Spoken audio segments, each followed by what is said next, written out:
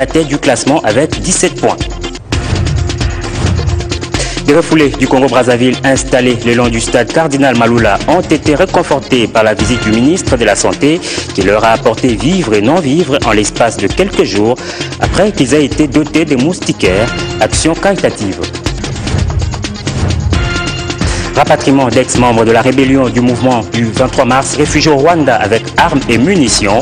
La question a été abordée à Kinshasa entre officiels congolais et rwandais dans une sorte d'ambiance de décrispation.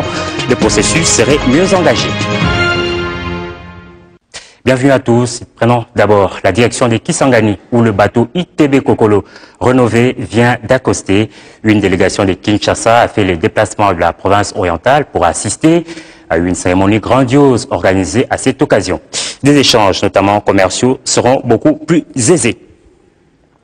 Une réunion conjointe RDC-Rwanda s'est tenue à Kinshasa du 20 au 23 avril dernier entre les délégations de gouvernement des deux pays frontaliers sur le rapatriement volontaire des éléments ex-M23 et du matériel saisi sur eux. Reportage. Dans le communiqué conjoint clôturant le travail des délégations gouvernementales du Rwanda et de la République démocratique du Congo sur le rapatriement des ex-combattants du M23, signé de nouveau par le secrétaire permanent au ministère de la Défense du Rwanda, Joseph Rutabana, et le vice-ministre de la Défense nationale, René Sibou, Kigali et Kinshasa, se sont accordés sur le caractère volontaire de cette opération. Les deux délégations ont effectué une mission conjointe à Ngoma où elle a visité les éléments ex-M23 et les ont encouragés à rentrer volontairement dans leur patrie. Suite à cette visite, 13 éléments ex-M23 ont accepté d'être immédiatement rapatriés. Dans le jeu des questions-réponses, avec la presse, le vice-ministre de la Défense nationale, René Sibou, a recadré la position du gouvernement quant aux ex-combattants intransigeants sur la mesure d'amnistie les raccordée par le gouvernement. Selon lui, ils ont dès lors le statut de sans-papiers au Rwanda au regard du refus de répondre à ses parents leur accordés. Ne peut prétendre à un quelconque asile que celui qui a une crainte sérieuse dans son pays. Nous avons accordé l'amnistie et nous leur avons dit qu'on ne va pas faire des va-et-vient pour venir chercher des forces négatives. Le secrétaire permanent au ministère rwandais de la Défense, Joseph Rutabana, affirme plutôt que le rapatriement étant volontaire, Kigali accorde encore une dernière chance aux amnisties carrées dans la mesure où le rapatriement est un processus à plusieurs étapes. Les 13 qui rentrent, et ça va peut-être aussi encourager les autres. Donc pour moi c'est un processus qui a commencé et qui va continuer. Reste la question des armes, munitions et autres matériels de guerre saisis auprès de ces ex-combattants a fixé de communs accords entre les deux parties par voie diplomatique après leur identification et traçage par les experts des Nations Unies en armes conventionnelles. Et puis sachez que la semaine de l'eau au sein de la SADC a débuté hier à Kinshasa avec les travaux d'experts dans l'objectif de créer une plateforme d'interaction entre acteurs des États membres sur les questions stratégiques, des gestions de ces ressources en eau et de collecter des contributions pertinentes devant alimenter le 4e plan d'action stratégique régionale en élaboration. Christian Longo. Une célébration de la semaine de l'eau de la SADC qui tombe à point nommé pour la République démocratique du Congo. Le pays vient juste d'adopter la loi sur l'eau et s'est engagé résolument dans une phase de préparation de la politique nationale en matière de gestion durable de ressources en eau. Une opportunité de commémorer cette journée placée sous les signes de la vision à l'action.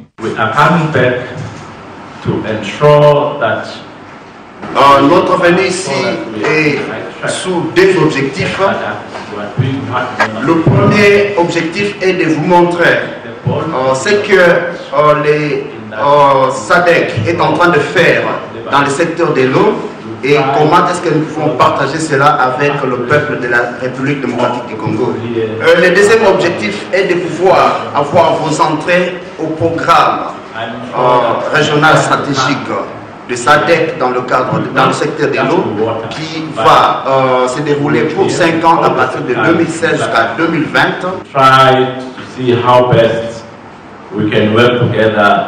Une semaine de l'eau de la SADC qui comprend plusieurs ateliers avant la rencontre des experts et de 2 séances de travail organisées. L'un sur la formation des journalistes et l'autre sur les jeunes professionnels. Le choix de ces 2 cibles, la jeunesse et les journalistes, nous a paru judicieux. Si nous voulons bâtir une stratégie à la fois efficace et efficiente pour une gestion et un développement durable des ressources en eau. En effet, après l'adoption de la loi sur l'eau à l'Assemblée nationale il y a quelques jours, la République démocratique du Congo est résolument engagée dans une phase de préparation de la politique nationale de gestion durable des ressources en eau et que le résultat de cet atelier alimentera d'une manière ou d'une autre cette politique. Chapeauté par le secrétariat permanent de la SADC, la semaine de l'eau qui se tient à Kinshasa regorge les 15 pays membres de l'organisation sous-régionale. Au plan universel, la journée mondiale de la sécurité et la santé au travail a été célébrée hier, une occasion de sensibilisation afin de promouvoir un emploi sûr, stable et décent dans un pays où l'informel bat son plein. À Kinshasa, des travailleurs meurent de plus en plus des accidents du travail. Des statistiques fournies par le vice-premier ministre en charge de l'emploi et prévoyance sociale. Dans ce dossier, signé Cédric Ebondo. L'informel, un secteur prépondérant dans l'économie de la République démocratique du Congo qui contribue substantiellement à l'emploi de plus d'un Congolais. Son importance n'est plus à démontrer. Sous forme du petit commerce, du politicien à l'homme de la rue, de l'intellectuel à l'analphabète, du citadin au paysan, personne n'est épargné. Les soucis d'interdépendance sociale, le besoin d'autosuffisance et même le désir d'être considéré au sein de la société poussent la plupart des Congolais à développer le moyen de survie par l'exercice d'un tel ou tel autre métier censé leur permettre de se prendre en charge. N'étant pas mieux régulé, ce type d'emploi n'est pourtant pas sans risque, notamment sur le plan sécuritaire et sanitaire. Le rapport de l'Organisation internationale du travail, produit en 2013, démontre que 160 millions de maladies professionnelles non mortelles sont enregistrées par an. Parallèlement, 2 000 personnes meurent chaque année de maladies liées au travail. Ensemble, bâtissons effectivement et en toute responsabilité cette culture de prévention en appliquant les normes en la matière telles qu'édictées par l'Organisation internationale du travail et le Code du travail congolais, en instituant impérativement dans nos entreprises la culture au sein du comité de sécurité, hygiène et embellissement. Engageons-nous pour un travail décent, car un travail décent est celui qui rétablit l'homme dans sa dignité, qui le protège contre toute éventualité et qui lui garantit son avenir et celui de sa progéniture.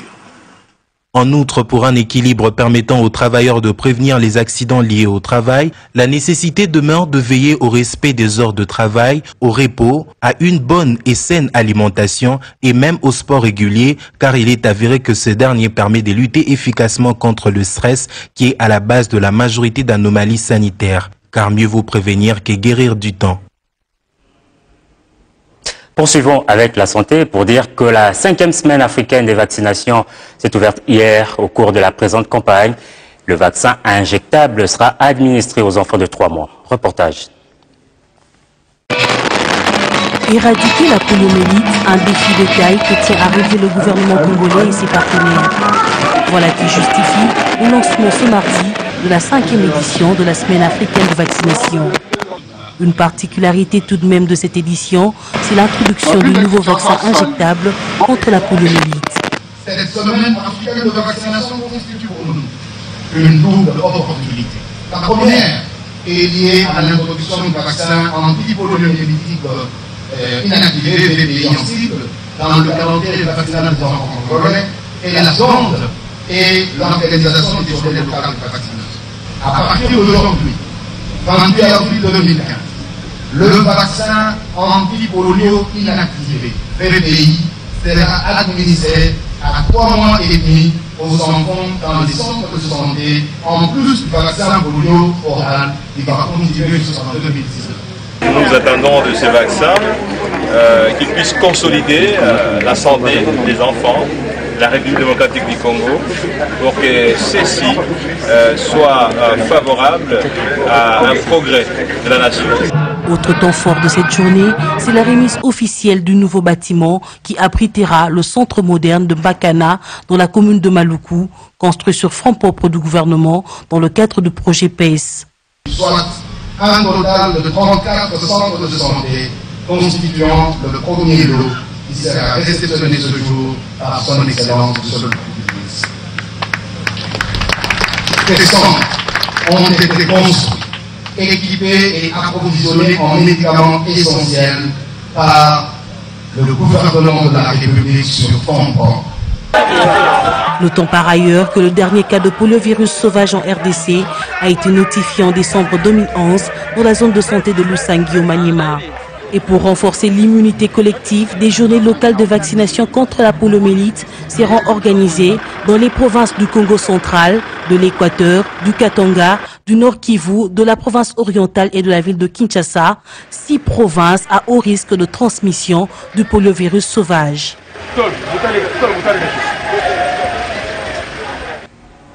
Le ministre de la Santé est allé par ailleurs reconforter des refoulés du Congo-Brazzaville installés le long du stade Cardinal Maloula avec des vivres et non-vivres après qu'il leur ait remis antérieurement de moustiquaires. Patricia Panzou. Comeback du ministre de la Santé, Félix Kabange-Numbi, sur le site des refoulés de Brazzaville qui vivent à la Belle Étoile le long du stade Cardinal Maloula. Après un don de moustiquaires, le ministre de la Santé publique est encore revenu vers ses sinistrés pour les assister en vivres et non-vivres. En bon père de famille, Félix Kabange-Numbi a exhorté ces derniers au respect strict des règles d'hygiène afin d'éviter de nombreuses maladies qui peuvent surgir à cause de la promiscuité. Même si nous les hommes, nous nous sentons fatigués, nous n'avons plus de moyens, mais celui qui donne les moyens à toute personne, c'est Dieu. Il ne vous abandonnera pas. Louez-le pour la vie qu'il vous donne et la vie qu'il donne à vos enfants. C'est pourquoi quand on m'a dit qu'il fallait donner des moustiquaires imprégnés au nom du gouvernement, j'ai dit j'y vais. Parce que cette moustiquaire peut peut-être sauver la vie d'un enfant. Mais nous sommes une bénédiction non pas pour nous-mêmes mais pour tout le monde.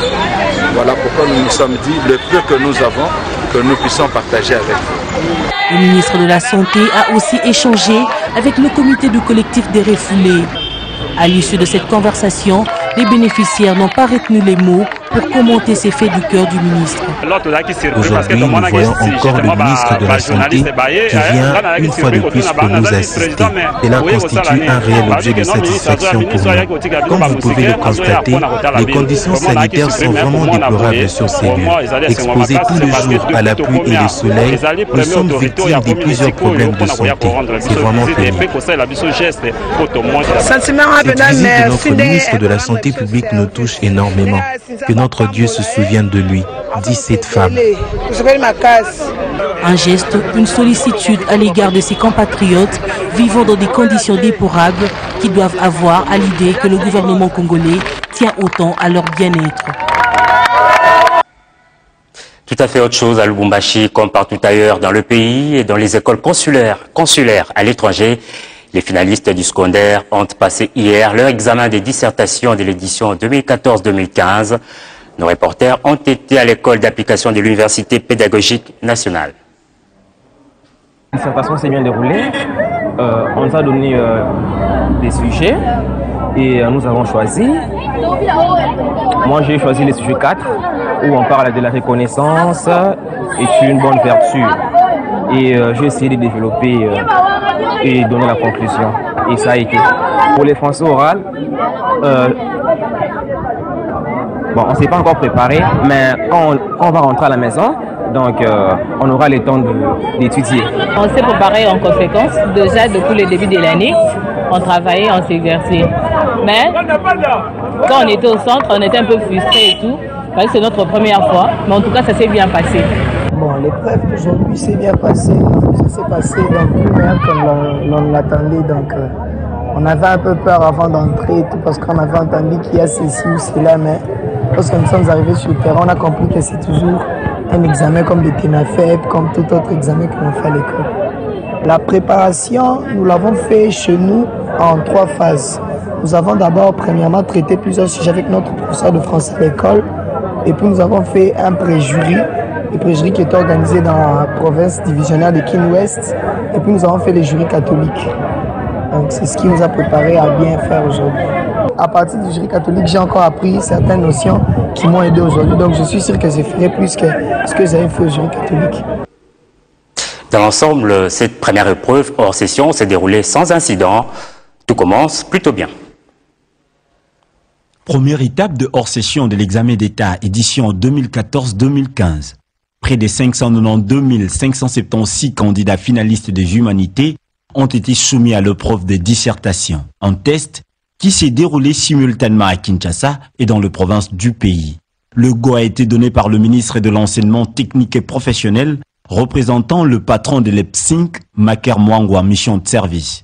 L'école primaire Molende de Matete, le lycée Motemampiko de Kassavubu et le collège Boboto de la Gombe sont les 3 centres supervisés par le représentant du ministre de l'EPSINC. C'est une occasion pour les éducateurs, pour les élèves eux-mêmes et pour nous les parents de continuer à encadrer davantage les enfants parce que ce qu'on fait aujourd'hui ce n'est que le début. La grande lutte nous attend au mois de juin. Il faut vraiment que les enfants soient très bien préparés pour que la réussite soit totale, surtout ici au niveau de la capitale. Pour le candidat, le test était à leur portée et espèrent faire de bons résultats. Mon examen n'était pas difficile, comme j'aime bien les sujets qui parlent de la culture, alors je l'ai trouvé très facile.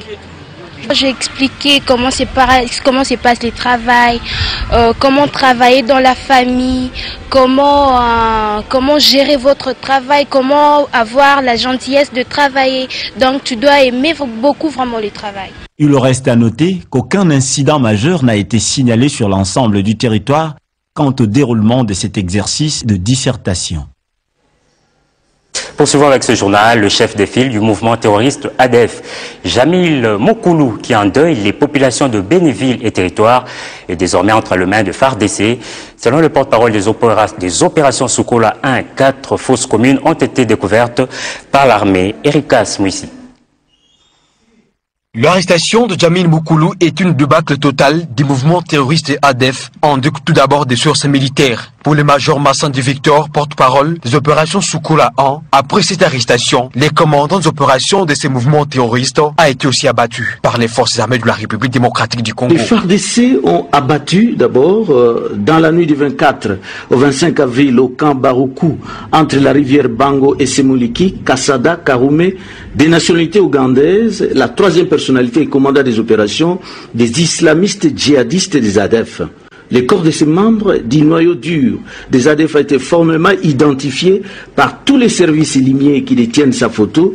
Au cours des affrontements, 4 rebelles ougandais ADEF ont été arrêtés et quelques machettes poursuit-il. Les FARDC ont réussi à tuer 4 ADEF et récupérer une arme AK-47 avec un chargeur garni et 3 machettes. Du côté ami, il y a quand même 2 militaires FARDC tombés sous le champ d'honneur et un blessé.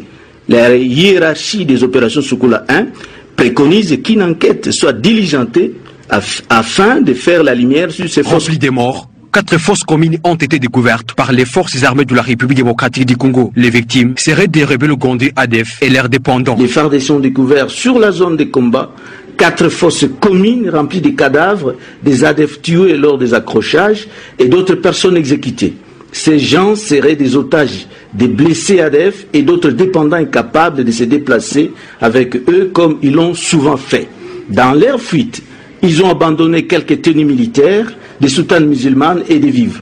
C'est de cette manière que ces mouvements terroristes étaient organisés, renseigne Major Massandi Victor. Il y avait un noyau dur qui était dirigé par Jamil et secondé par Baruku, et un état-major de coordination qui était chapeauté par Kassada, et 8 groupes satellites prêts à opérer à Béni dans les environs. Ces 8 groupes satellites sont des unités de diversion, des ravitaillements et des couvertures qui tuent sans pitié. L'opinion doit savoir, au travers de ces leaders d'opinion, que les FARDC sont plus que jamais déterminés à en découdre avec l'ennemi. Notons que depuis le début des opérations Soukola 1, les forces armées de la République démocratique du Congo ne joueraient que par la tête de Jamil Moukoulou, patron de ces mouvements terroristes.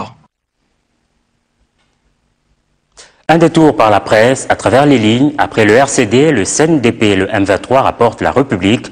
C'est le tour du MCR. Certainement, après ces derniers, Paul Kagame mettra sur pied une autre rébellion jusqu'à ce que toute la RDC ou sa partie Est soit royalement sous le contrôle des Tutsi Power. Pour ce faire, les affidés d'Hitler rwandais ne lésinent pas à sortir le bazooka, lance-roquettes pour tuer une mouche. Cette autre obscure rébellion tisserait déjà les alliances avec d'autres mouvements rebelles qui écument le 2 Kivu. Hommage posthume du vif Congo à Victor Mpoyo, un révolutionnaire s'en est allé. Ces obsèques ont débuté hier au Palais du Peuple où le gratin politique et diplomatique de Kinshasa défile pour lui rendre des hommages. Grâce à ses affaires florissantes, Mpoyo a sillonné le monde et côtoyé un grand nombre de chefs d'État et des leaders de ce monde. En 1997, il sera aux côtés de Laurent Désiré Kabila, le principal artisan financier et logistique de la chute du régime du maréchal Mobutu, dont il fut inlassable opposant. Sport, play-off, l'INAFoot, le tout-puissant Mazembe reçoit le 2 Sampé cet après-midi au stade tout-puissant Mazembe de la commune de Kamalondo à Lubumbashi. Le match comptant pour la 8e journée en retard de la l'INAFoot. Mazembe est premier avec 17 points et les 2 Sampé avant-dernier avec 5 points seulement à son compteur.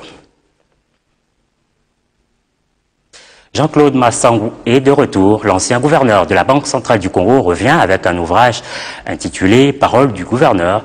Ce livre a été porté sur fond baptismaux au Grand Hôtel Kinshasa. Jimmy Loumou était témoin de l'événement.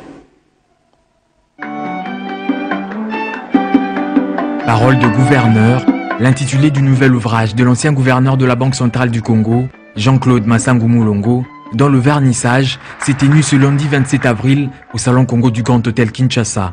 Chercheurs, dirigeants, ainsi que les représentants des organisations internationales ont accouru pour partager avec l'auteur son expérience riche accumulée à la Banque centrale durant 16 longues années. Sans aucun doute, le présent ouvrage constitue un document de référence sérieux pour tous ceux qui s'intéressent à l'évolution de la politique économique et financière récente de la République démocratique du Congo. Pour l'écrivain, ce livre en 4 tomes est un fruit des durs labeurs et une œuvre d'esprit qui aura sa place dans la grande bibliothèque de la République démocratique du Congo.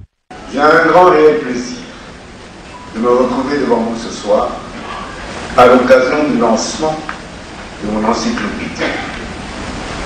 Certains d'entre vous se demandent peut-être pourquoi ai-je choisi ce moment et lancé cet ouvrage. Tout d'abord, il fallait respecter ma période de réserve telle que stipulée par la loi organisant le fonctionnement de la Banque centrale du Congo. Ensuite, je voulais produire un travail scientifique. Or, ce genre de travail exige énormément de temps. Un nombre de paroles, je respecte mes engagements et je respecte ma signature. Paroles de gouverneur, un livre qui attire déjà la convoitise de ses potentiels lecteurs. C'est vraiment un livre de haute facture. Et je félicite beaucoup le gouverneur Jean-Claude Massangou. Ce livre qui porte la plume du gouverneur est déjà disponible partout en RDC et ailleurs et sa version numérique ainsi que sa traduction en anglais seront disponibles d'ici fin mai de l'année en cours. Un peu de danse avant de nous séparer. Nous sommes le 29 avril 2015, la journée dédiée sur l'échelle internationale à la danse.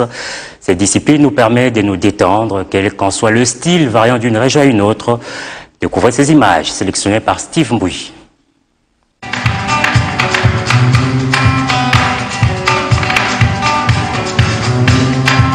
Chaleur festive dans l'acte 2 de la plateforme des arts de la scène du KVS. Comme au premier numéro, des spectacles grandeur nature ont été présentés au public de l'Institut français Aïe de la Gombe. Au menu, danse et musique essentiellement.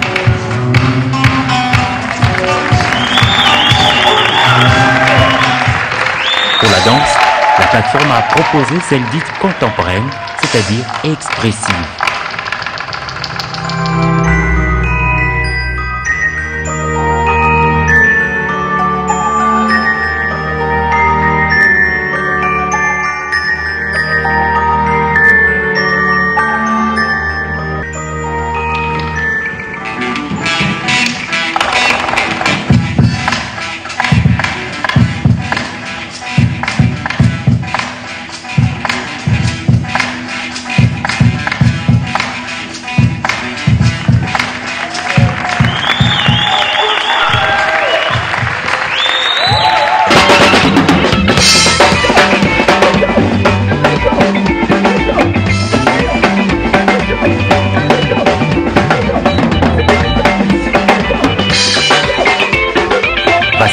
échanges et les collaborations, la plateforme voulue internationale a notamment permis au public quinois de faire la connaissance des arts visuels étrangers et décerner leurs particularités, comme ce fut le cas lors du spectacle Slovak Dance Collective, un groupe de danseurs slovaques et belges.